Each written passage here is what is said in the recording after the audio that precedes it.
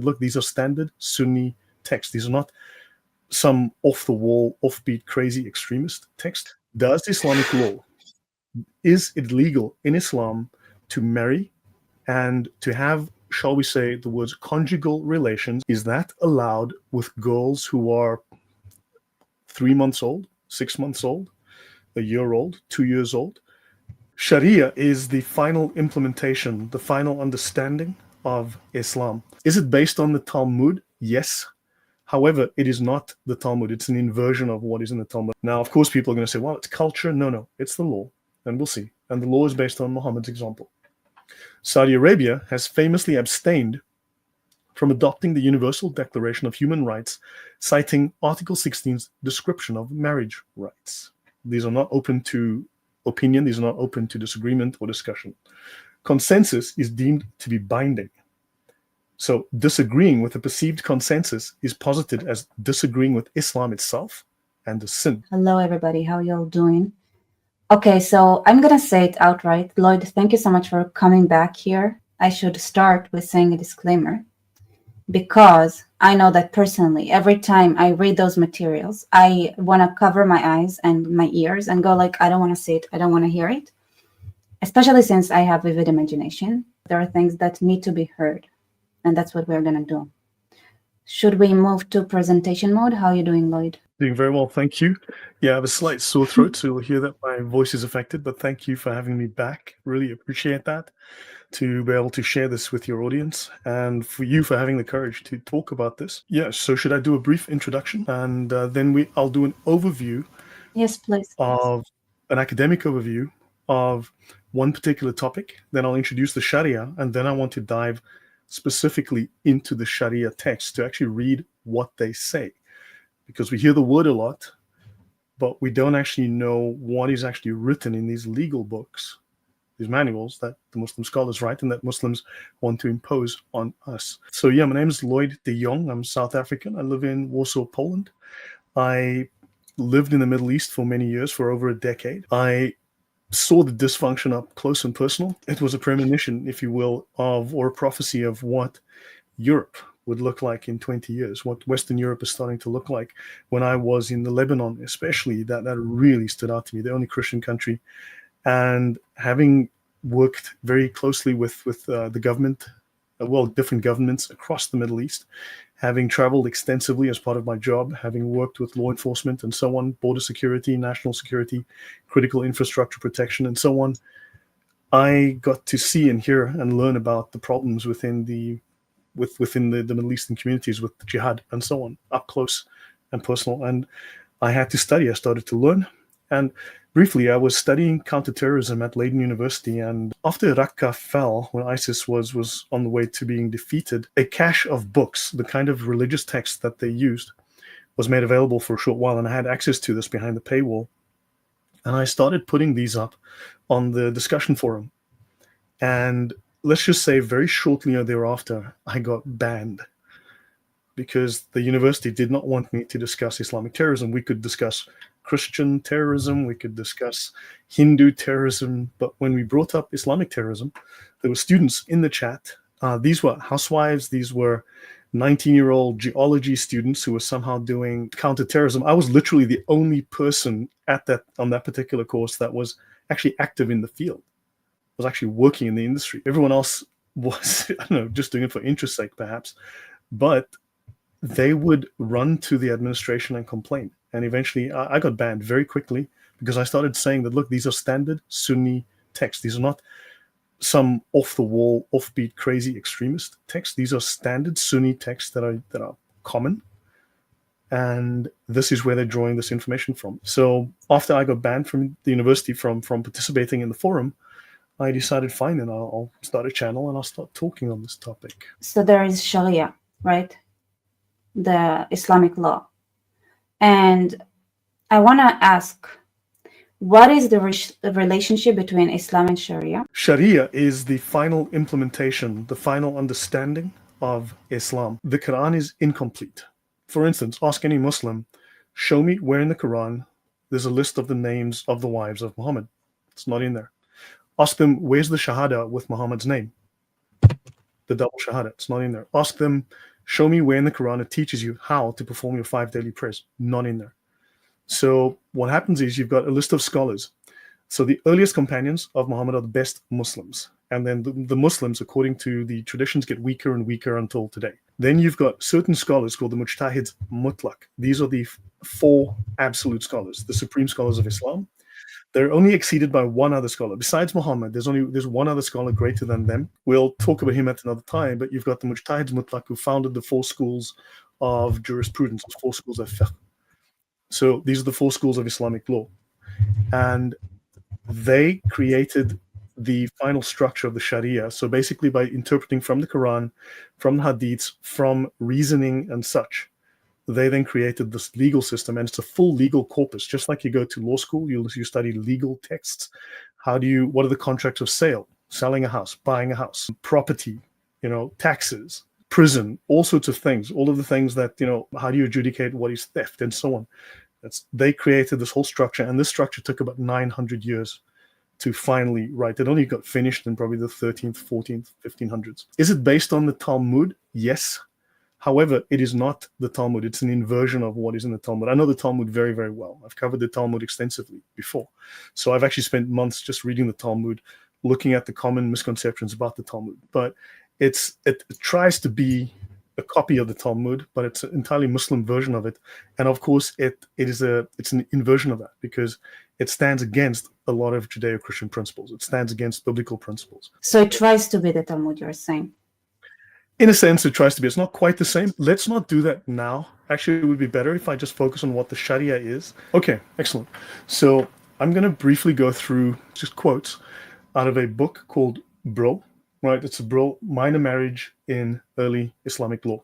Right, so I just want to start with this final second last quote that's in the book, because I'm going to talk about prepubescent marriage. We're going to speak today, and please be prepared. Does Islamic law, is it legal in Islam to marry and to have, shall we say, the words conjugal relations? In other words, the thing a man does with his wife, is that allowed with girls who are 3 months old, 6 months old, a year old, 2 years old?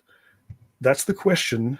And the answer, I think, you know what the answer is. And we're going to look at the evidence for this in great detail. And we're going to go through the evidence from an academic perspective. Then we're going to look at some other, this is from Brill, right? This is the oldest academic publisher in the world, to my knowledge, from the 1700s. Studies in Islamic Law and Society. All right, so let's go through this text, just capture a couple of vital points. They speak of, in Islam, traditions that foster acceptance of prepubescent and child marriage, right? Must be approached through dialogue and open discourse. Why? Well, because we find this in certain societies.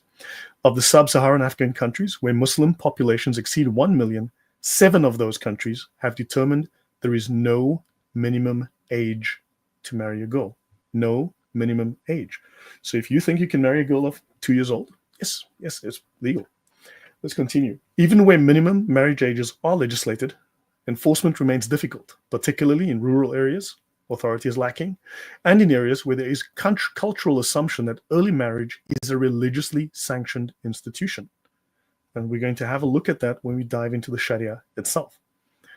No punishments or legal consequences are stipulated for early marriages.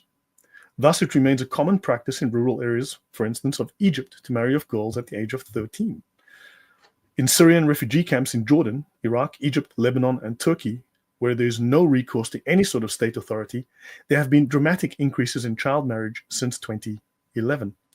Husbands may restrict the movements of their wives in order to fully benefit from their sexual availability.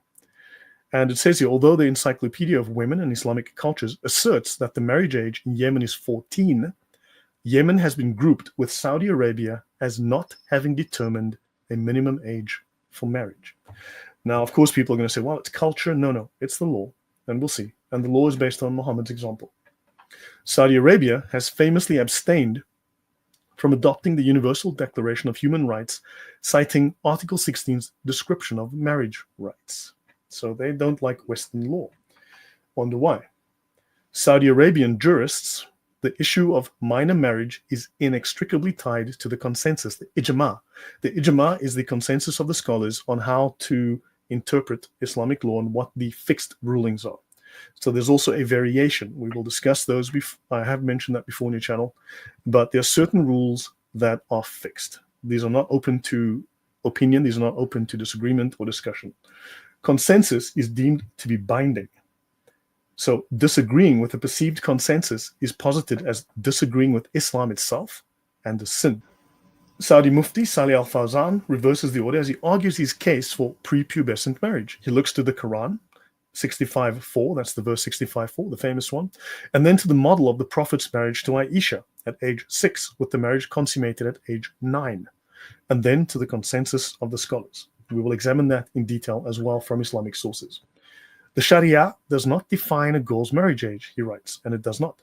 And it is not up to those who want to impose one to legislate anything for which Allah did not grant permission.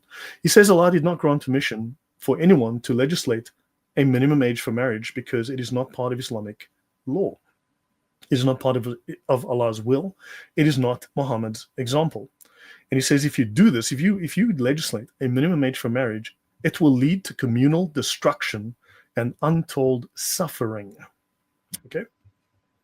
He defends the lack of an established marriage age by adducing no less than 4 claims of ijma, that is the Islamic consensus, the consensus of the 4 schools, that what they agree upon.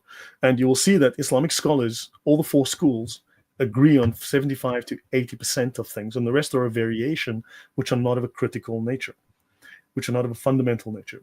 So there are no less than 4 claims of ijma about the licit or legal, acceptable, permissible nature of marrying off prepubescence. For instance, a father may contract marriage for his mature or prepubescent virgin daughter or his son against her will, as long as he has made for her a suitable match. We will see this in the Sharia explicitly.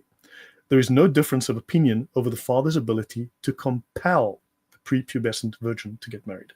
I'll stop there for a moment and get to your thoughts and opinion. Well, first of all, you know what's interesting to me specifically? That you cannot add laws, right? So there is no restriction, like there is no age limit, but not only that, it doesn't allow you to have one. Well, this is going to disturb people, so please be prepared. So this is purely an academic point of view, but I want to show you consistency from an academic understanding. This is the best I've seen so far, and then we'll look at the actual Sharia and see if these agree. And you can also ask yourself what you hear from Muslims, the things they say. Does that match up with what the Sharia says? And the answer is no. I'll tell you, spoiler. So, prepubescent marriage is legal, allowed because of Quran 65:4. The waiting period, the iddah, does not become mandatory unless there's an actual divorce from a consummated marriage that has taken place. Ibn Qudama states unequivocally that this verse proves that the prepubescent female can be married and divorced without consideration of her opinion. So the waiting period applies to a marriage where you've taken her to bed, and now you have to wait 3 months to see if she's pregnant, and this applies also to prepubescent girls. He then cites the report of Aisha's early marriage, noting that it is agreed upon by the scholars, the consensus of the Mujtahids Mutlaq, the absolute scholars, and that Aisha at the time of her marriage, being 6 at the time of the contract and 9 at the time of consummation, had no opinion to give. So shut up, we're not listening, Aisha. Just get married, jump in the bed with the old man, right?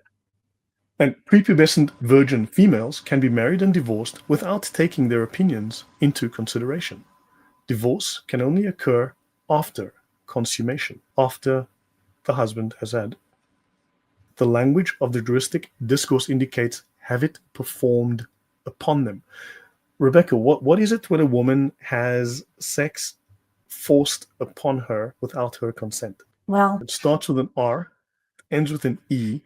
Yeah. Okay, so I'll do 1 or 2 more very brief quotes, and then we will move on to a discussion of the Sharia. I've shown this before. Scholarly consensus is clear that prepubescent girls may be married off. They can be married off against their will. There is no minimum age of marriage for little girls. So that's that. What is clear is that for the prepubescent virgin female, whose opinion is considered to be no opinion, and whose voice is quite literally considered to be no voice, the full weight of 1400 years of patriarchal authority can be brought to bear simply by saying she has agreed. and we'll look at how they agree. We'll look at how they determine agreement. For as the introduction to one consensus or ijma manual states, anyone deciding an issue contrary to a prior consensus, and this is the Sharia, of the companions and the scholars is a deviant sinner. Anyone who goes against the ijma is a deviant sinner. In fact, you can die for that. Okay? So you're a deviant sinner. Any comment before I go to the next point, and I will talk about some of these issues I've raised? It's crazy that that was written without any dads coming to take care of those people who wrote it. Well, I mean, in the UK, if you go to the police and you try to rescue your daughter from certain Pakistani groups who may have her there, your 9 or 10-year-old or 12-year-old daughter, and they are making her drunk and giving her drugs and doing things with her, and you try to take her away, the police will arrest the dad. So we know this is what's happening there right now. Let's have a look at this. Now, I want to demonstrate. Amazing. So this is the summary of the unsheathed sword against the one who insults the messenger. Now, I've said there were 4 major scholars in Islam. These are the mujtahids mutlaq who developed the Sharia. They are the absolute scholars. There are no further mujtahids mutlaq. They did absolute reasoning. Their opinions are absolute. They formed the consensus, the ijma, the final understanding of Islam. There's only one scholar above them, I said, Al-Ghazali, and above him is Muhammad, but that's a different story. We'll hook with Al-Ghazali later. And then below them, you have like 27 to 30 scholars. Depends what source you check. You have about 27, 28 scholars. These are called the Sheikh al-Islam. These are the most influential scholars of Islam that came after the era of the Mujtahids Mutlaq. And this one is Sheikh al-Islam Ibn Taymiyyah. He is the granddaddy, the grandfather, the expert on jihad. All of the Islamic terror groups refer to Ibn Taymiyyah for learning about jihad. Now, this is the summary of the unsheathed sword against the one who insults the messenger. Right? So let's see now. Insulting the messenger is very simple. To insult the messenger is to not believe anything about Islam and to not believe that Muhammad is perfect. If you refuse to believe that Muhammad is perfect and you do not accept anything that he brought, then you are an unbeliever. You have insulted the messenger.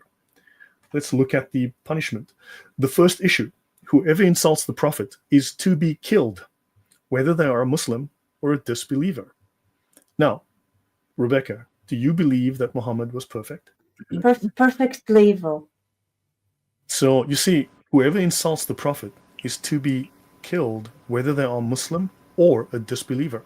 So if you don't believe Muhammad is perfect and you're not a Muslim, this law applies to you. If you're watching. Second issue, killing is prescribed. Where is it prescribed? On him, the one who insults the Prophet. And it is not permissible to imprison or show favor to him or to ransom him. And any Muslim or non-Muslim who insults the Prophet is to be killed. Okay, I think that's pretty clear. I don't think there's lots of debate or wiggle room about what they're saying. I think it's pretty straightforward. Let's continue. The contents of this book concern the Islamic ruling, the Sharia ruling, upon those who insult the final prophet, which is Muhammad. Okay, good and well. Now, I'll skip that. That's not critical now. Now, the objective of this work is to clarify the Islamic ruling on this subject, right? So the subject is based upon 4 issues: that the one who insults the prophet, whether Muslim or disbeliever, is to be killed. They're killed even if they pay a tax, protective tax as a dhimmi in a Muslim state. Okay, right, let's continue. Chapter 1, the first issue. Whoever insults the Prophet is to be killed, whether Muslim or disbeliever. This is the general view of the scholars. Muslims always say, please ask a scholar. Have you consulted a scholar? Have you checked with a scholar? Well, the scholars have consensus, ijma, that whoever insults Muhammad is to be killed. The Muslims have unanimous agreement upon killing whoever insults the Prophet. This consensus is taken to be the consensus from the Tabi'un and the companions of Allah's Messenger. So these are the apostles of Muhammad, if you will. Your thoughts so far, Rebecca? I mean, is this ambiguous, or are we seeing a pattern forming here? I mean, Baruch Hashem, as we say, Alhamdulillah, the West is now experiencing it firsthand, and therefore I don't need to explain to them anymore what's going on in the Middle East as a Middle Easterner. They can experience it on their own bodies now. So you guys just listen to what is being done to you and why you deserve it. according to Islam? So the Muslims have a consensus that whoever insults Allah or insults his messenger or rejects anything from what has been revealed by Allah or kills a prophet. Now, the common claim is the Jews killed the prophets. Well, if you've killed a prophet, then I do not know anyone who differed concerning the obligation of killing such a person. Now, Allah is the religion of peace, and Muhammad brought mercy to the world, and Allah is a merciful God. But I'm somehow failing to see that in these texts. But okay, let's continue. The scholars have consensus that whoever insults the messenger, attributing a defect to him. You see, if you don't consider Muhammad absolutely the perfect man, such a person is a disbeliever. And whoever doubts such a person's disbelief, they too are guilty of disbelief. And the Muslim who insults is killed, there being no disagreement concerning that. The scholars do not disagree. This is the view of the four Imams and others, and the dhimmi is to be killed also. The Muslim and the disbeliever are to be killed. It was said to Ahmad, is that in the hadith? And he replied, yes, in several hadith from them. The hadith of the blind man who killed a woman when he heard her insulting the Prophet. And of course, Muhammad said, you've done no wrong, you did well, off you go, have a nice day, in that hadith. There is no difference of opinion narrated from him concerning the killing. This is Imam Ahmad ibn Hanbal, one of the founders of the four schools of fiqh, what we commonly refer to as the Sharia. One of the mujtahids mutlaq. So a couple pages here still, just a few quotes. All of them mentioned that the one who insults the messenger is to be killed. And there are texts from them that the one who insults the messenger is to be killed. I'm sorry if I'm repeating this a lot, but it's repeated over and over in this text. We're only 14 pages in. Like they're spying upon the Muslims. Now, technically what we are doing right now It's is okay. No, it's normal. They know that their audience, like they're, are very inbred and stuff like that. And the children are probably born without oxygen because there wasn't enough space in the, in the tunnel when they were going out. So it wasn't enough oxygen, and there is some brain damage that comes with it, when the baby is born and stuff like that. So they repeat it so it would be clear, no matter how your birth circumstances and how closely related your parents are. Technically, we are spying upon the Muslims because we are revealing their secrets. And of course, what is the penalty for spying upon the Muslims, you may ask? We all know what the answer is. Okay, and also, or committing fornication or adultery with a Muslim woman. Now, I've had Palestinian girlfriends, I've had Jordanian girlfriends, I've had Lebanese girlfriends in the past when I lived in the Middle East. And now I discovered that for that, the reason that they were so stressed about that fact and living double lives is that this could have led to their demise as well as mine. Yes? Can I tell a story? Sure. So in the universities in Israel are mixed, right? So there are Muslims and Jews and everything. And sometimes things happen. Okay. So there was this one Arab girl who found out that another Arab guy that lives in the same village as her is working in a cinema. And she was like, is there a way I can go through all the security cameras to see that there is no footage of me with another person there? She asked that in the group. It was like, because I'm really terrified now that I know that this guy works there. He can go to, because okay, so in Israel it's okay if it's a different village. They usually, it's an inside village thing. Also, like the Arab society in Israel is very, and Palestine, whatever, is very fragmented. They don't give an F about people like outside of their city, village, whatever. So if it's just a random Arab, they don't care. But if it's, and they found out it's somebody from the same village as them, then they can get in trouble. So this, she panicked so badly. She wanted to go through all the security cameras in the cinema to make sure there is no video of her with another, like with the guy she was with, who I think happened to be a Jew as well. But like, I've seen these women have panic attacks, severe ones, because of stress. Yeah. Yes. It is a serious problem. It's not a joke. Yeah, you're right. It's not a joke. Like I was reading it, I was like, the misery. Like the other time where I thought something like that, I remember, like, this is before I got into this, right? I just went to an engineering school. I was naive. So I sat down with like a Muslim friend, and she told me stories from the Quran, which I secretly thought they were kind of stupid. And I told her stories from the Bible. And at some point she just looked at me and said, wow, I can't believe it. And I was like, yeah, I know, we have some crazy stories, right? And I'm like, no. Like I said something violent because I told her some like more of the, and what do you mean? I'm like, you guys have women in there and they talk. Wow. Yeah. And then you realize like even Adam and Eve, the Quranic version, and it has a note that's saying, notice that unlike in the Bible, Eve is not blamed for eating the fruit, the forbidden fruit.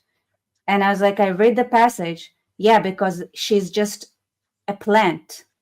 There is an Eve. She doesn't speak. God doesn't speak to her. Mhm. Like in the Hebrew Bible, like she speaks and God talks to her. The thing that God doesn't talk to is that snake, to show that the snake doesn't really matter. Like not Yeah. that God doesn't care of it, you know.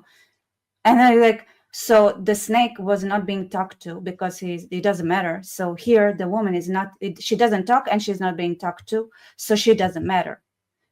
And on top of that, they add a comment where it's like, oh, see, unlike in Islam, the woman is not being blamed for blah blah blah. And it's like she didn't do anything. She was a plant. Women are the greatest number in the hellfire. Women are the greatest number of people in hell. So Yeah, Islam is a and very can you liberal believe religion. that they actually wrote that comment? I just read it and I was like, well, you cannot blame a plant for anything. She literally just was there, as in, hey, by the way, Eve was there somewhere, and they got banished, or Adam got banished. Like nothing. She's nothing. She doesn't do anything. She doesn't talk. She does. She's Mhm. not being talked to.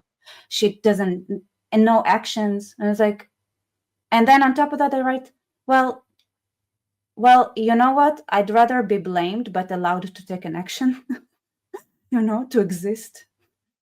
Yep. No. My God. Islam, we'll talk about that. We'll discuss women. We're going to talk about that today, the status of women. We'll look at that now. So the Ahnaf also take that which comes concerning the Prophet and his companions of killing due to the likes of these reasons, according to a perceived benefit in doing that. So if you insult Muhammad, if you don't believe Muhammad was perfect, if you don't accept Islam wholeheartedly, there is a benefit, according to Islamic teaching, to killing you. And they call this the political killing. This is known as political assassination. So Islam teaches, according to this Sharia manual, political killing, political assassination is perfectly acceptable. And who calls for this?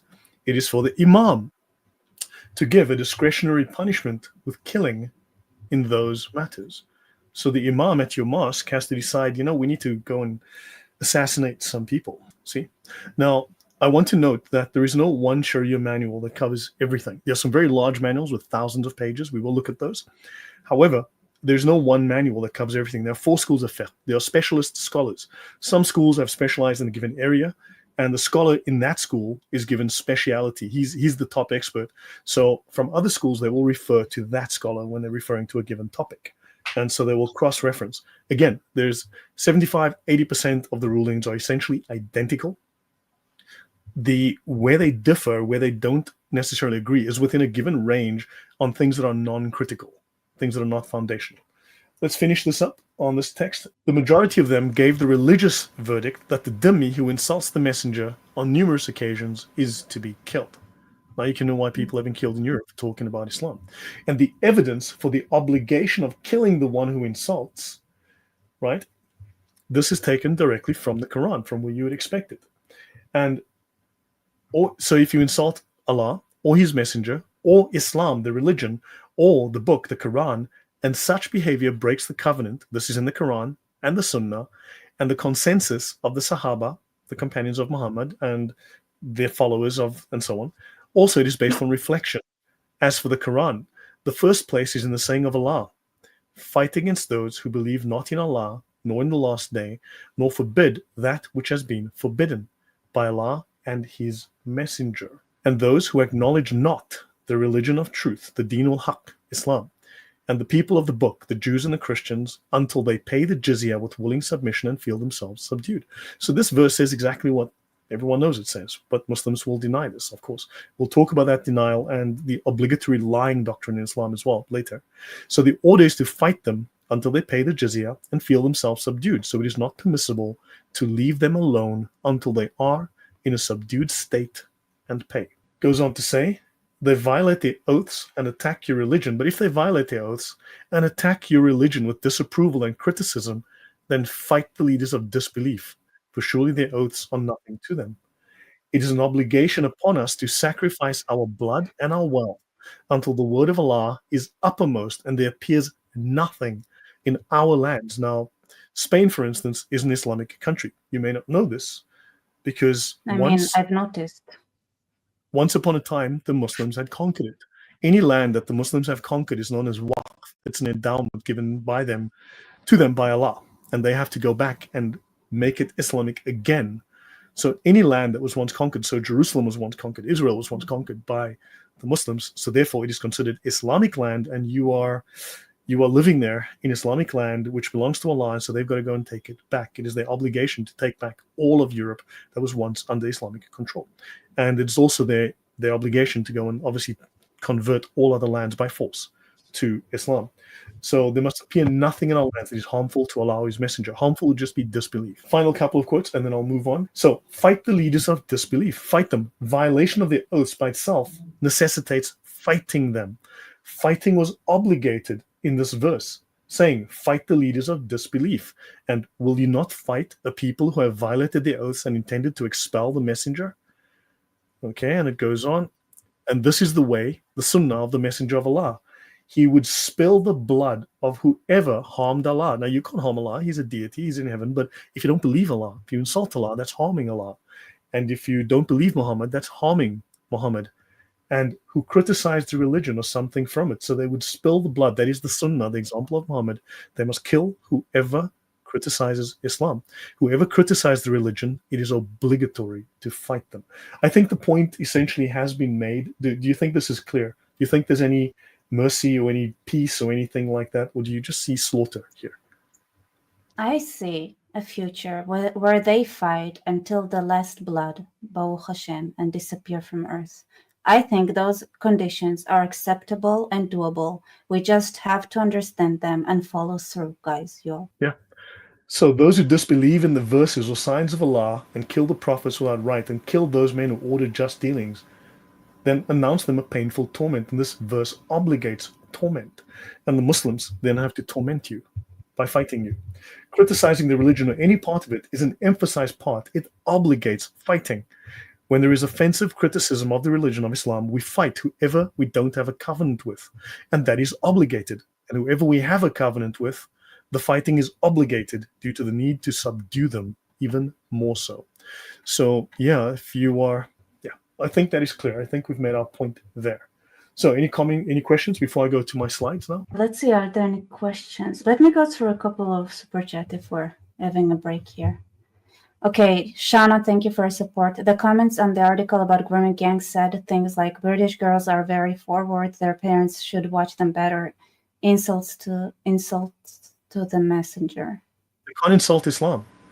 You cannot insult Islam. You have to blame the girls. You cannot insult the Muslims because they're just doing what Islam demands. You cannot bring shame or dishonor on Islam. It's illegal. It's not allowed in the Sharia. I want to also emphasize something. There is something extremely unnatural about wanting to do something to a baby, in a sense that even here, you'd believe it or not, it's kind of rare. So, but they build up this amazing system that instead of taking care of this one pervert in a village that for some reason feels like he's obligated to do whatever he wants to children, they build up this amazing system that instead you are yourself as a parent responsible to hide your child from this one person in the village. So all the children are being hidden away and hidden from the public and are being watched in a sense and cannot end up jailed and have no freedom and have no rights and have no nothing, because if they run around, they can be attacked by this one person. Instead of taking care of this one person, everybody out, and putting them in jail, the whole society has to be jailed, or to make sure that they keep those who they care about, under constant supervision so that nothing would happen to them, instead of taking care of this one person who does that. Because it's important to understand this is not normal. Even in those degenerate societies, it's not that normal. Michael, I saw a Pakistani girl have a panic attack in my presence. Yeah. So now I will do some slides on the Sharia itself. I'll introduce the Sharia and then we'll dive straight into another Sharia manual. We'll go through several. In fact, we'll go through multiple Sharia manuals to see how they all converge on the same point on a given topic. So we are not allowed to reveal the Sharia. It is a secret. The sacred law of Islam is a secret that Muslims must not reveal. Even us as non-Muslims, we are not allowed to reveal it. Now, for instance, here's an example. If a Quran is being purchased for someone, it is obligatory that the person be a Muslim. The same is true of books of hadith and books containing the words and deeds of the early Muslims. Quran in this context means any work that contains some of the Quran, even a slight amount. This ruling holds for any religious books, even the Tabaqat of Sharani. The Tabaqat is a biography of various Islamic. This is a biography of various Islamic scholars. Sharani is a very important scholar as well. There's a reason why they mention him. Now, notice they speak of corruption, showing the way to policemen and tyrants when they're going to commit injustice and corruption. So take what happened in 2015, the Bataclan massacres. For months, these Muslims hid in Molenbeek. They hid the perpetrators because to show the policemen where the perpetrators were is corruption. You see? So Muslims cannot do that because they must protect Islam at all costs. Now, for instance, teaching questions of sacred law to those learning it in bad faith is also wrong. You must hold your tongue, you see, because you are engaging in sin and aggression against Islam. So we are learning it in bad faith. How do we know? Because we do not want the knowledge to apply it in our lives. We don't want to be better Muslims. We're using this knowledge to teach others to understand Islam, to understand the danger. So teaching questions of sacred law to those learning it in bad faith. So Muslims are not allowed to reveal Islam to non-Muslims. So it is a secret. Now we can discuss more. Now they speak of the maqasid al-Sharia, the aims or purposes of the law, right? It's a system that encompasses aims or purposes. It's not merely a collection of rulings that are hard to understand or require guidance to understand. It's a system. Now, we need to ask a few questions. What is Sharia in relationship to the Quran? Sunnah, where is it found? We need to discuss terminology and rulings. We need to define its role, its major doctrines. We need to deal with misconceptions. Also, Islam has divisions and levels and a given authority structure. It is actually a highly specific hierarchy. Then we will talk about, I'm not going to go through all of these. That's a much longer talk. How and when and where Sharia was created, its political development. I do discuss briefly Sharia versus the Talmud Bavli, or the Babylonian Talmud, as well as plagiarism and corruption from the Talmud and the Mishnah, its importance as the final product and the end goal of Islam, because the Sharia is the final product of Islam. It is the final, the consummation. It is the pinnacle of the development of Islam, the pinnacle of the understanding. It is the final, unchangeable, eternal will of Allah, finally written down on paper. And it must be imposed by persuasion or by force. So I'm not going to go through, don't worry. This one text here, this is important. I hope you put that link that I gave you in the description so that everyone, hopefully, yes, Rebecca added a link to a Google archive, my Google archive, in the description box. If you go there, you'll be able to access all of the resources that I'm going to refer to. Every book, every reference that I've showed you is available in that archive. You can go to my Google archive and search. The Reliance of the Traveler.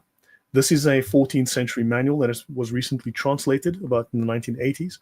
It is the second major Islamic Sharia manual to be translated. The first done in the late 1700s, for the simple reason that the British had to translate the Sharia manual so they could dispense law according to Islamic standard. That is called the Hidayah.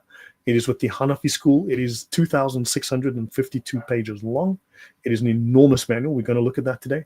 But also, it had to be done because they wanted to dispense law according to these Sharia rulings for those people in India and Pakistan. And the Reliance of the Traveler, though, is a modern compendium. It's a fantastic resource because it covers all schools of fiqh. It's a Sunni book. It is the most authenticated and the most common Islamic law manual in the world, right? So get a copy. So one other source, I use Encyclopedia of Islam, costs about $45,000 to buy a copy of this thing. You can rent it for like $5,000 a year. I have a set. I didn't buy it. And so we'll use multiple. We'll also utilize this one, the digest of Mohammedan law. This will be critical soon. We'll see why. Okay. Now, now notice Quran 42:13 says, He has laid down for you the same deen, way of life and belief. Deen is a political term. Islam is a deen. It is not a religion. It is not, we cannot apply Western terms to it. A deen is a political system. Like Nazism is a political system, like socialism is a political system. A deen is a political system. Islam is a deen, like Nazism and socialism. It is a Din means law, by the way. Din is law. correct. Then in the Hebrew, I've got comparisons of that later on, but in the Islamic sense, it is a political system. We'll look at their definitions. The origin is Jewish, is Hebrew, right? But as they understand it today, they've expanded that. Okay. So apparently, Christians, Jews have the same way of life and belief which Allah commended to Noah, and which we have commanded for you, and which we had bequeathed to Abraham, Moses, and Jesus. So Jesus was a Muslim too. And so they should establish the religion and not be divided amongst themselves. Ask a Muslim, okay, fine, can you please say a prayer using the name Yahweh? Pray to Yahweh. It's the same God. You say it's the same God. Say a prayer to Yahweh. Let's hear you go. They'll refuse because it's not the same God. His name is Allah, different God. It is obligatory to act according to the Sharia of the Prophet and to abstain from that which was abrogated from the Sharia of Jesus. Jesus brought a moral law. He did not bring civil law. Islam is civil law. There is no moral law in Islam. It is not a moral system. It's a legal system. Anything that is illegal can be made legal through legal trickery or through legal loopholes. We'll skip this. Imam Shafi, this is the man who kicked off the development of the Sharia, gave it the framework that the later scholars completed. So Imam Shafi says, the Quran texts are in very general terms, and it is the function of the Sunnah to expand and elucidate, to make Allah's meaning absolutely clear. Right? So the Quran is very unclear, and the Sunnah eventually takes us to the Sharia, which is the final understanding. So briefly, I will do a handful of these slides, and then we'll dive straight into the Sharia text, and we're going to talk about marriage with little girls. So it teaches in the Quran, okay, 60 verse 4, you have a fair example in Abraham and the ones with him, as they said to their people, we are completely quit of you, we are done with you, and whatever you worship apart from Allah. So Abraham worshipped Allah, and he said to those who did not worship Allah, I'm done with you. We disbelieve in you, and between you and us is enmity. Enmity is hatred, hostility, ill will, animosity, antagonism, disgust, right? So this has appeared, and abhorrence, which means extreme repugnance, loathing. In other words, Abraham loathes those who don't believe in Allah, because Abraham's a Muslim, right? Abraham never heard of Yahweh. Allah never heard of the name Yahweh. Abraham says, we hate. We have animosity to. We hate. We loathe. You're an abomination. If you don't worship Allah, you are an abomination forever until you believe in Allah alone. Except that Abraham said to his father, I will ask forgiveness for you, but in no way do I possess anything for you from Allah. So in other words, Abraham the Muslim hated anyone who was not a Muslim. And this leads us to the doctrine of al-wala wal-bara, disassociation and enmity, loyalty and disavowal. That is a doctrine that teaches hatred of the non-Muslim. It is compulsory in Islam. It is part of their aqidah, their creed, that Muslims have to follow. Muslims are required to hate what Allah hates. Abraham hated Jews because Abraham was not a Jew. He was a Muslim, don't forget. Abraham, obviously by extension, would hate Christians because they don't follow Allah. And Muslims are required to hate what Allah hates because Abraham created the example. He followed the example of Allah who hated non-Muslims. Abraham hated non-Muslims. Muslims must hate. Ask any Muslim, where in the Quran does it say Allah loves unbelievers? Nowhere. Doesn't exist. Right, continue. So this is to do with the Aqidah. After loving Allah and Allah's messenger, Allah obligates us to love those who love Allah and his messenger. In other words, only the Muslims. And we must hate those who oppose Allah and his messenger. We saw earlier that those who oppose Allah and his messenger are those who don't believe Muhammad is perfect, who reject anything from the Quran. So they have to hate you. They are taught to hate you. They're not kidding. And if they're nice to you, well, they're either bad Muslims or they're lying to you. we have to hate the people of shirk. Now, that would apply to Christians largely because we have the Trinity and therefore that we associate partners with Allah. But ask any Muslim, where in the Quran is the double shahada with Muhammad? It's not in there. Associating Muhammad with Allah, because you cannot worship Allah and you cannot love Allah and you cannot properly follow Allah unless you follow Muhammad, because then if you don't follow Allah, if you don't worship effectively Muhammad, then all worship you give to Allah is invalid. That's shirk too, but fine, hypocrites all the way. This obligation comes from the creed of Abraham, the creed we are ordered to follow. So did you know, Rebecca, that Abraham hates Jews? Abraham was never a Jew, and he hates Christians too. He hates anyone who doesn't follow Islam. Were you aware of that? That's amazing, considering he was the only person. One day a man wakes up and decides he's a peoplehood. So who exactly did Abraham have to hate? Now, they speak here of those who died after spending their lives waging war against the appetite of soul, known as the nafs, were regarded as martyrs. Now, what they mean here is your conscience. You see, because remember, Muslims are required to kill you. They have to hate you. They are required to hate. It's compulsory in Islam. It's obligatory. They have no choice to be a Muslim. They must hate everyone who's not a Muslim. And of course, they have to kill those who don't believe in Allah, who don't believe in Muhammad, who don't accept the Quran, right? Those who insult Muhammad, right? That's everyone. That's you. If you don't believe in Muhammad, that's you. You're insulting Muhammad. And Muslims have to ultimately kill you. Now, we'll talk about how they implement all of these and how all of this is. Anyway, but so they have to then fight against their conscience. And those who have successfully suppressed their conscience and were willing to become psychopaths for Allah are regarded as martyrs, right? In the greater jihad. And if he dies in his own bed, he is a shahid who will be treated as if he had been killed fighting alongside the Prophet. So in other words, if he teaches himself to hate you, and of course he doesn't show that to you, he doesn't reveal that to you until he's ready to take action and kill you, he will be treated as someone who died in battle. And those are the ones who get the greatest reward from Allah. But someone who is willing to turn himself into a psychopath for Allah gets the same reward. Other Imami traditions declare as martyrs those who in their lifetimes practiced mudarat. See, we spoke about mudarat last time. So taqiyya, the word taqiyya. Sunnis will say, no, that's a Shia term. Well, the correct term in Islam for the Sunnis is mudarat. It's exactly the same thing. However, the term taqiyya has become ubiquitous even in Sunni Islam. This is those who treated others in a friendly manner while concealing their true attitude towards them. In other words, they hated you, but they concealed it while acting in a friendly manner. That's called muddarat or taqiyya. Yes? Any comment from you? It's amazing how well they do that, though. Like, they're really good at it. One of the things, like, I was in an event today and was thinking, wow, Israelis are not that most nice people, like polite, until you know them. Like, you have to shake it out of them. And I just thought, I bet, like, for foreigners, like, who don't understand what's done to them, I was like, wow, welcome. We're gonna be with the nice guys, those who, like, tell us how great we are and like are saying, and then, but at the same time, like, they're the worst. It's amazing. Right. I'm not going to delve into any depth on this topic on obligatory lying because there's a doctrine of obligatory lying. It is mandatory. It is obligatory. This is not even a debate. It is compulsory for Muslims to lie. Now, you can find where it says Muslims must not lie, and then you'll find it's also compulsory. But this kind of hypocrisy and contradiction is common in Islam, and it's common in Islamic law, for that matter.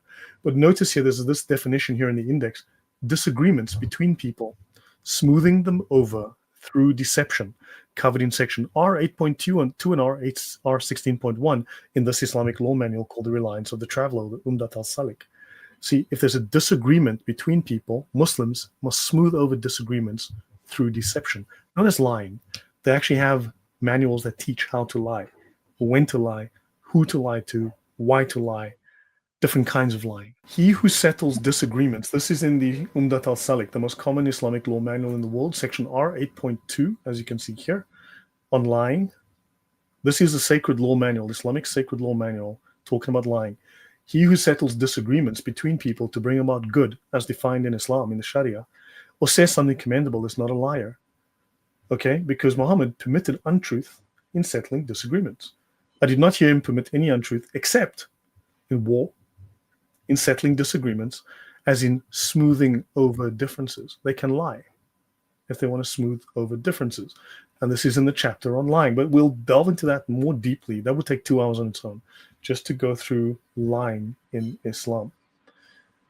Okay, now Christianity is abrogated, as is and replaced, as is Judaism. So this is what the Islamic law teaches: the finality of the Prophet's message. This has been translated to clarify confusions among Muslims as to Islam's place amongst world religions. Previous religions were valid in their own eras, but were abrogated by Islam.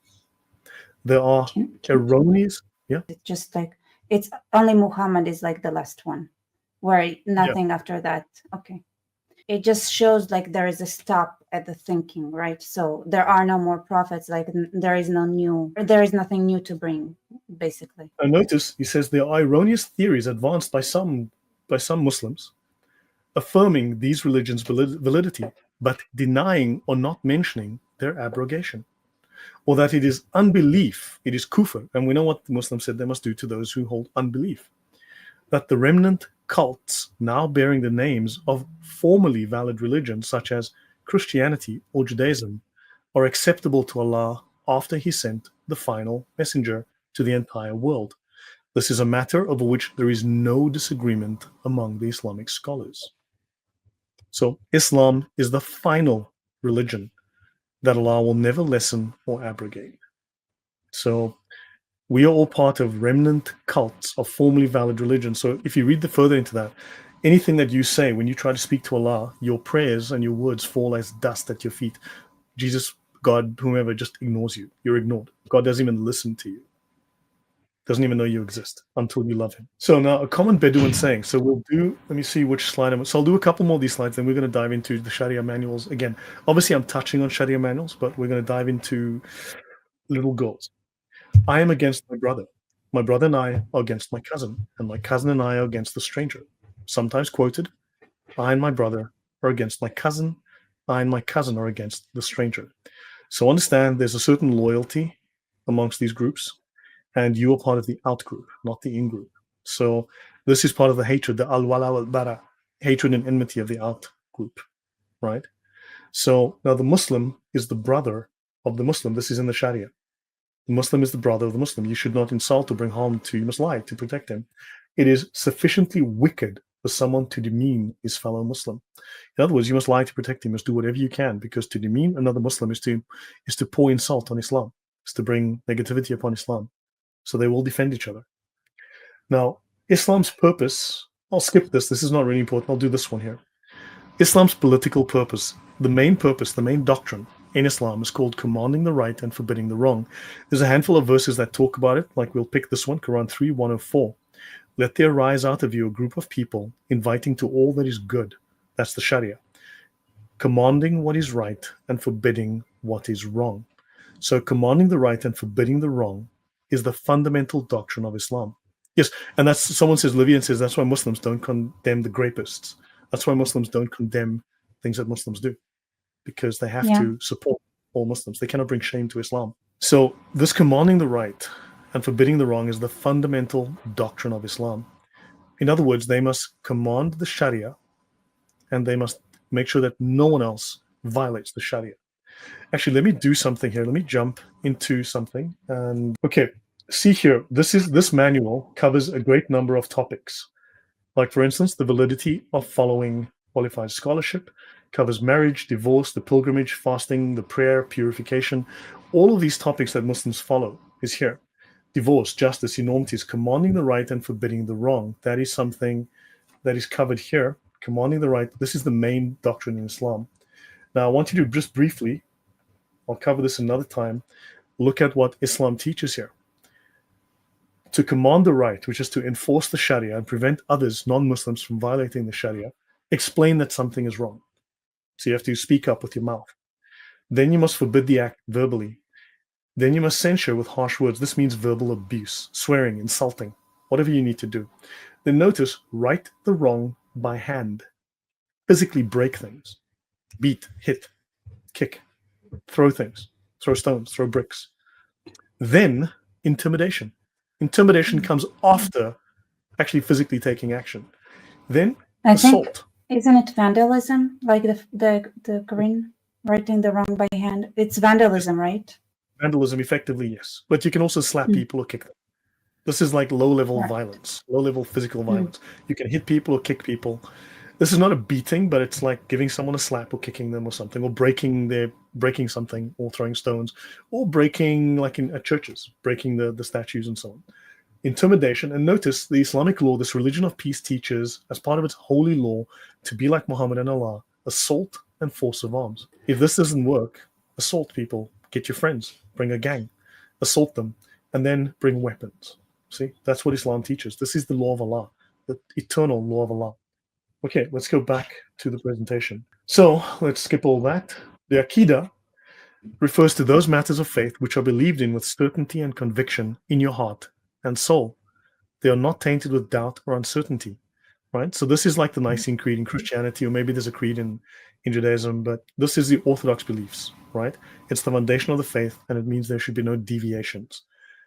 It consists of matters which are known from the Quran and sound hadith, which the Muslim must believe in his heart, in acknowledgement of the truth of Allah and his messenger. Popular statements of basic Sunnah Islamic doctrine are the Aqidah al-Tahawiyya, for instance, the Ashari or Maturidi schools. Okay. Now, Aqidah is a primary science in Islam, and notice where it says in his heart. This is a legal loophole. He doesn't have to admit it with his mouth. He doesn't have to say it. You see, as long as he believes it in his heart, he can lie. So he can lie to others as long as he believes in these things in his heart, like the guy in Germany who drove through the Christmas market. You see, said I'm an atheist or whatever he was. See, as long as it's in his heart, right? What So was he really? Was it like, he was is there still a so debate about it? by his actions, if look, actions speak louder than words and they tell fewer lies. By his actions, he was constantly attacking ex-Muslims, constantly chastising and insulting and berating ex-Muslims. He supported groups like ISIS and Hamas and so on. So he kept Yeah. giving social media support to those groups. So he was one of these Muslims just following this whole principle of deception. Yeah. All right. So the Aqidah, okay, and the Sunnah, we follow the Sunnah. This is the Aqidah, the basic creed of Islam. We avoid deviation, differences, and divisions. Deviation from the Sharia. We love the people of justice and trustworthiness. That's Muslims. And we hate you. If you're not a Muslim, they hate you. They torture. And when our knowledge about something is unclear, we say Allah knows best. That's in their creed. So, faith aside, now we're going to dive straight into the Sharia, right? Faith aside, Islam is a religion of law. So, two basic questions follow. What are its laws? Where are they written? Any comments or questions before we go on? No, I just thought like how insecure the person who had thought about it has to be. Like, no matter what I do, you have to love me. Yeah. That's what it is. Like the loyalty requirement is so high. It's like it's such a low security, low confidence kind of action. It's like you need that sort of loyalty if you believe you cannot, like, if you're not independent, if you do not have your own, if you don't have a core, right? Otherwise, a person can handle things or just be like, whatever, it doesn't work, it doesn't work. Now, like this person, like this mentality needs so much approval, like so much praise, so much, like they don't have anything, like they're a shell. Told not to think. We don't want to go into everything. We can cover this in later episodes. If you, as I mentioned, we'd have to do more than one. But we can show it. You're told not to ask questions. You're told not to think. You're told to accept. We can go through. It's in the Sharia. It's in the very opening chapter of this Sharia manual. It's one of the earliest lessons that they learn that are taught within the Sharia. Now, I want to go to. I'll briefly do a sidestep here. Islamic homosexualities. This is a book we will have a quick look at, because so this is called Islamic homosexualities. Okay, again, it's in my archive. See the link below. And they speak here of homosexuality within Islam. Now, Islam is a religion of contradiction. While you'll see that they'll deny something and call it bad, but you'll find they're doing it. On the other hand, the Sharia even contradicts itself all the time. There's a certain lack of consistency. There's a great deal of hypocrisy. I want to show you this picture. Please excuse, guys. I did warn you that things are going to get a little weird here. This is Ottoman art celebrating a certain Ottoman Muslim practice. This is a very famous, well-known piece of art from Sawakib al-Manaqib, copies in the Morgan Library, the Topkapi Palace Museum, lining up to use a boy. Because is that a boy? you know, We know it's a boy. Like, Oh, that's a boy. Oh, yeah, that's a boy. Believe me on that. That's a boy. That's a boy. Let's have a look at some more examples. I don't mean by gender, I mean age-wise. He's young. He's like, I don't know how old he is. Now, notice now, in this chapter called The Will Not to Know, page 33 on the same book, a male youth penetrating an adult male, 19th century Turkey, Museum of Turkish and Islamic Art. They were so proud of this. So understand, in Islam, remember I said that there's no moral system, there's no absolute morals in Islam. There's nothing, literally nothing in Islam is an absolute moral line. Because to deny that Allah can do the most evil of things is to deny Allah, because Allah can do anything, and to limit him is a sin. So Allah can do anything, including massive evil. Allah can be evil, do evil, lie. See, which is completely different to the concept of the God of the Bible. Notice they like this enough to actually put this in art. This is an Ottoman miniature from the book Thawaqib al-Manaqib, and again you have the same thing: a young boy pleasuring someone. And here's another one. This is lots of Arabic writing here. And notice, I don't want to, you guys can figure this out for yourselves. Understand that Islam does permit all of this kind of, so understand there is nothing, there's literally not one thing in Islam that you cannot find a legal loophole to allow the most perverse debauchery. Nothing.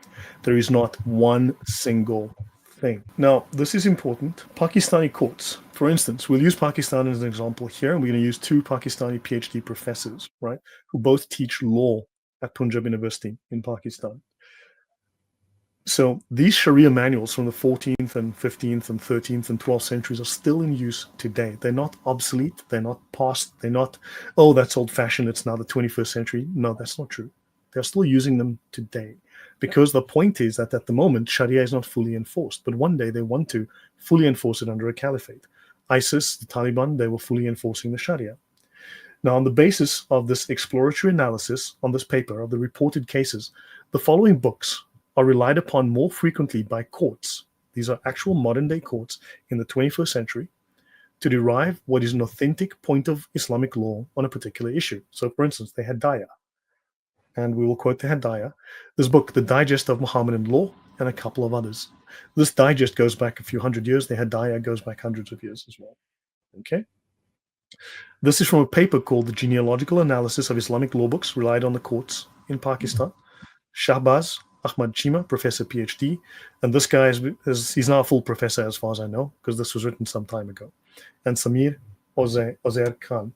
So, a digest of Muhammadan law on the subjects, blah, blah, blah. This is an actual Islamic law text in use, as we see in courts today, like in Pakistan, right? When we know the Pakistanis in Britain are guilty of certain offenses of a certain type against young British girls. Okay, this is on the Book of Marriage, page 26 in this book, and it says, fourth.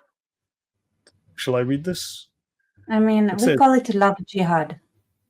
I don't know how it's called. Yeah. So, when a man has had with a girl under the age of 9 years old, and he has ruptured the parts, when they mean ruptured the parts, it means a young girl. Please don't. So, after he's done this and he has torn the skin from the one hole to the back hole, from the front hole to the back hole. Okay, he's torn the skin, he's ripped this woman open, this girl, this child. It is unlawful for him to have further connection with her, but she is not released from her ties if connected with him by marriage or slavery. Notice, under the age of 9 years. There's no specific age here. She could be 2 years old. She could be 3 years old. If connected by marriage or slavery, but if no rupture has taken place, the prohibition is not incurred according to the most valid opinion. So if you don't tear the skin between the two holes, then it's okay. Just keep going. I think we understand, please. This is authentic Islamic law. This is going back to the example of Muhammad. This is despicable. I mean, this is despicable. This is Islam. This is normal Islam. This is not extremist. This is everyday garden variety, your neighbor's Islam. So marriage, understand that. In 9.1, there is no waiting period for a woman divorced before having had sexual intercourse with a husband, because you don't have to wait to see if she's pregnant. But a waiting period is required, obligatory, for a woman divorced after intercourse, whether the husband and wife are prepubescent, have reached puberty, or one is prepubescent and the other is not. So in other words, an intercourse means copulation, defined as you will insert a certain thing into a certain thing. It's ugly. I mean, this is Islam. This is, yeah, it's really difficult. I know. This is from Quran 65:4. This is how the Sharia, the best scholars who've ever lived, the greatest scholars of Islam in history, the ones who cannot be questioned, how they interpret Quran 65:4. Don't listen to your average Muslim or Dawa Gandhist. This is what the Sharia teaches. As for your women, from Quran 65:4, who have despaired of further menstruating, if you are in doubt, their waiting period shall be 3 months, and those who have not menstruated yet. And we're going to go into some detail. So, when a woman who has been made love to, she performs the purificatory bath, then she must repeat the ablution, the cleaning, if two conditions exist: that she's not a child. So, if you've made love to a woman and she's a child, she only has to bath once. Otherwise, if she's a woman, she has to bath or clean twice, but rather old enough to have sexual gratification if she is not a child. So this tells us bluntly here, you can have relations with children.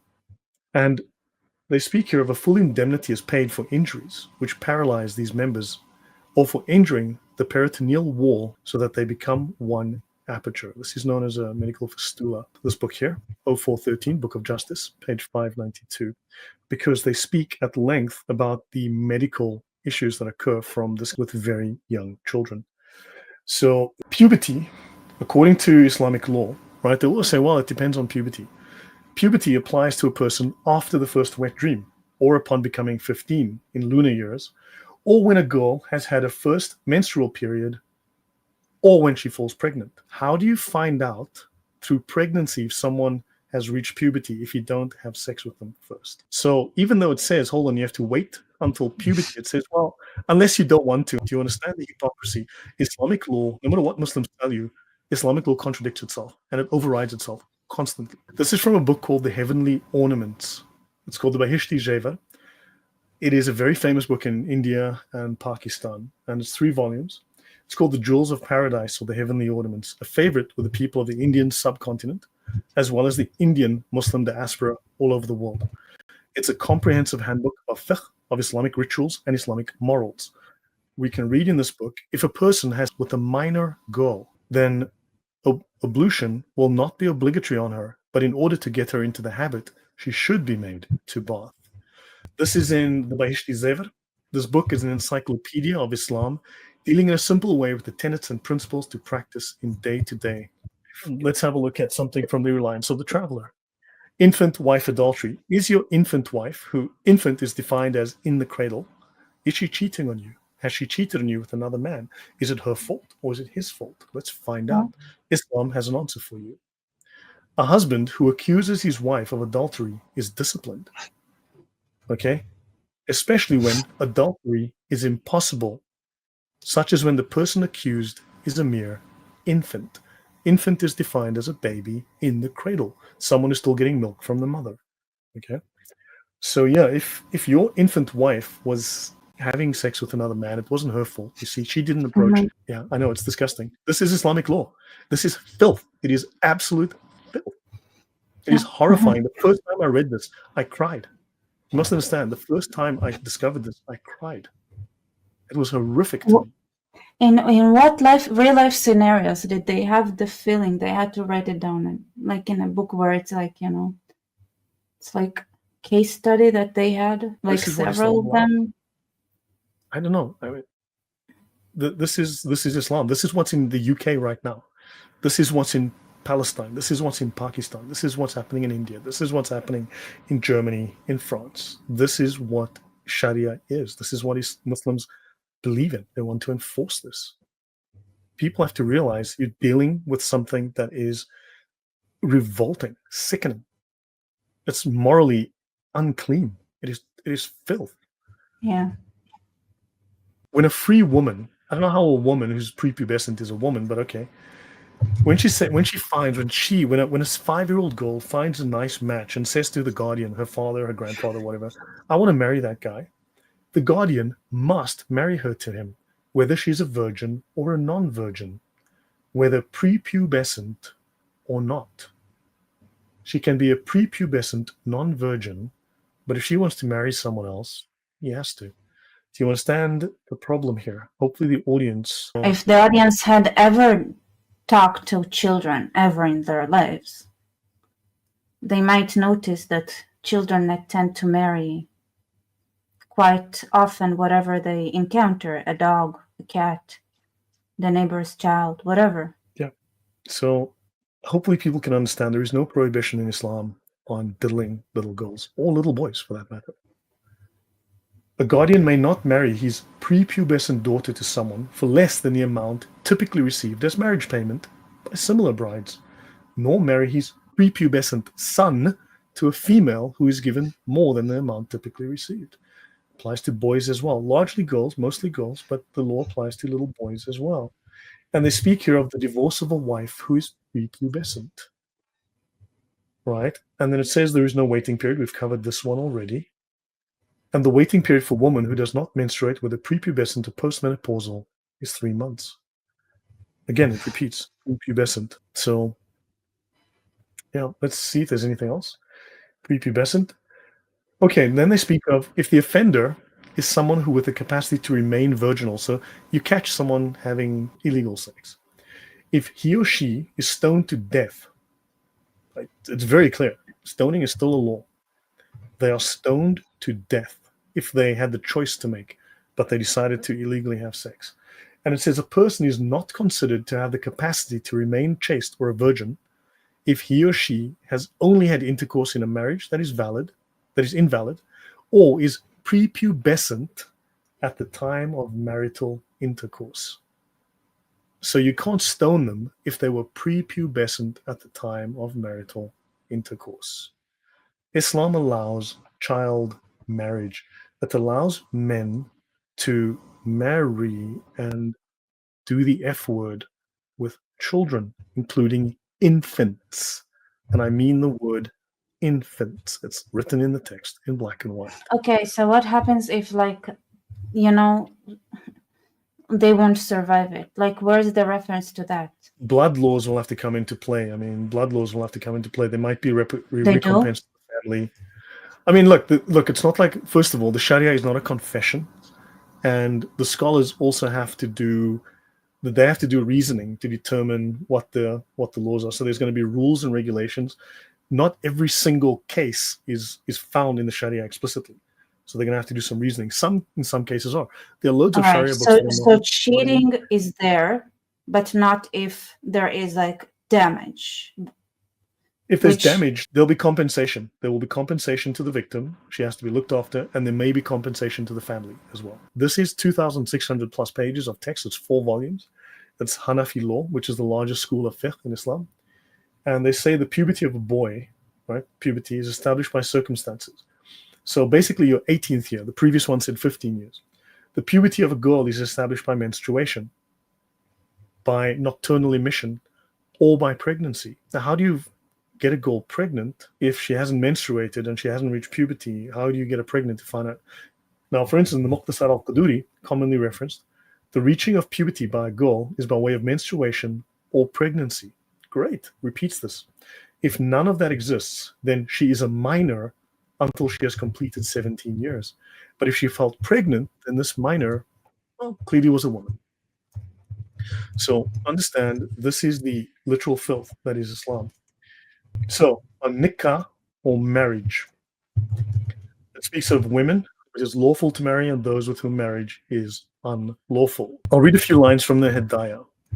When a guardian, being the person empowered to engage in a marriage contract, requires the consent of an adult virgin to a marriage, if she smiles or if she remains silent, this is agreement.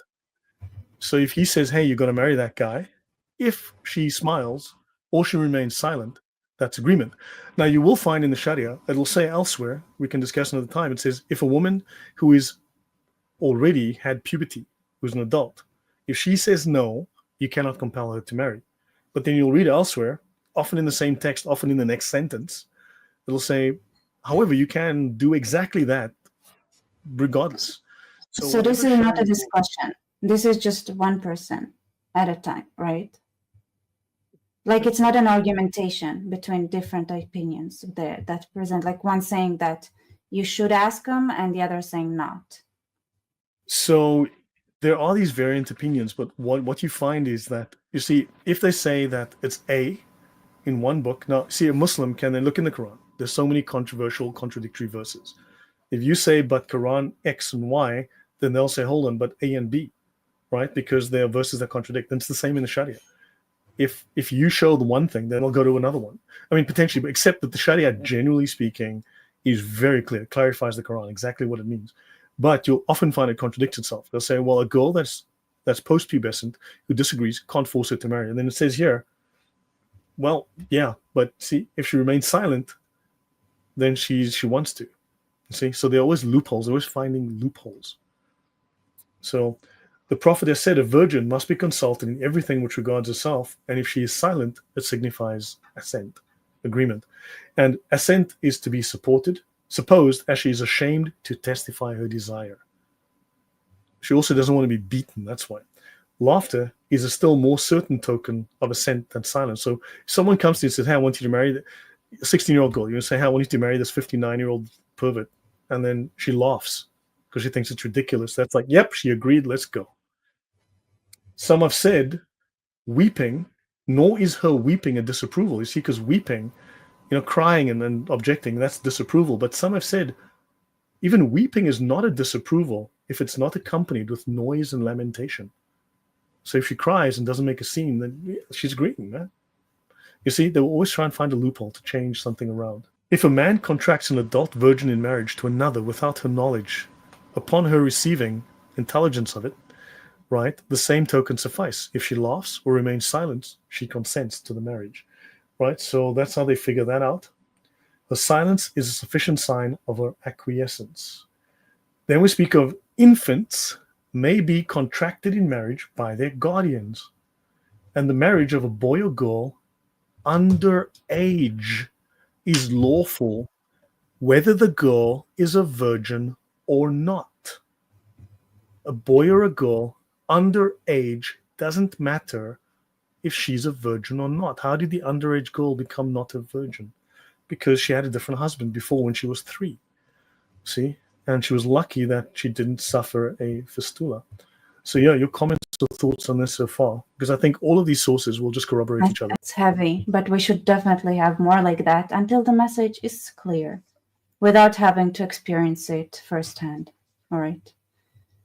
Let's not get to that. Obviously, it's better to read it than to experience it. Yeah. So the question is, how do we bring this to public awareness? How do we get this on the front pages of the newspaper? How do we get the news to talk about this? Politicians to show this? This has to be confronted. It must be confronted. It is evil. Islam is evil. There is no doubt. This is the Sharia.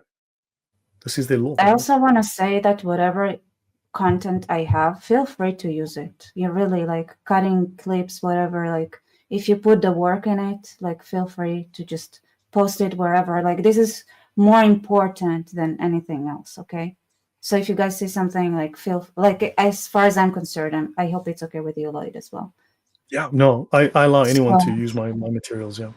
All right. So please do. Like just feel free. Like I have no problem with that. And please share and whatever, just bring awareness, whatever way you can. By the way, a great way to do that is family dinner. I know people would want to kill you, but you have to do it. At least in my family, they want to do it, but it's like they don't want to know. But I think my family already got the point. So, I mean, I feel mercy for them. But if you come from somewhere where people are still in denial, it is your job in real life. Yes, real life. Not everything is online. In real life, to make it clear. All right. So that's my 2 cents. This is disturbing. I've known this for a long time. Lots of people don't want to talk about this because it is sick. It's hard to confront. I mean, you have a lot of courage doing this, discussing this. Not everyone is open to do it, and This is real for me. There's so much more to discuss. I can literally do hours of this just on this topic alone. I can easily do 2.5 hours, and we'll do that another time. But source after source after source that I will show you will confirm everything I say here. There is no deviation. It's the same source after source after source, law after law. How many Muslims really believe it or would act on it? Way more than you think. Enough of them. A good number. There's a percentage of Muslims that must do this. They have to. It's compulsory for them. Because if they do not, then a sin of non-performance falls on the rest of the ummah, the rest of the Muslims, and Allah will send the entire body of Muslims to hell. So the Sharia must be upheld by a committed few. That just, when they always speak about it's just a few Muslims, so it's just a small minority. It is a requirement for Muslims to do this, to please Allah. The full research archive is the link for it is attached below in the description, guys, if you guys want to check it. The research provided by Lloyd here. You should thank him for his incredible job, and thank you so much for doing this and fighting the good fight. No Muslims. So Nate P is asking, how many Muslims would condemn this? None. They can't. If they do, they don't. This is the moral standard. Yeah, this is the moral standard. This is. Remember, that's the problem with it. You cannot condemn it. Yeah. To be killed. I showed you that. I showed you those laws. Right? They will do it as propaganda action, sure, but they don't mean it. Because to go against the law of Allah and the example of Muhammad is to invite your death. Simple. 100%. Well, thank you so much, everybody, for being here. Thank you. And I'm sorry, but this is reality and we have to face it and fight it. And guys, real life is important.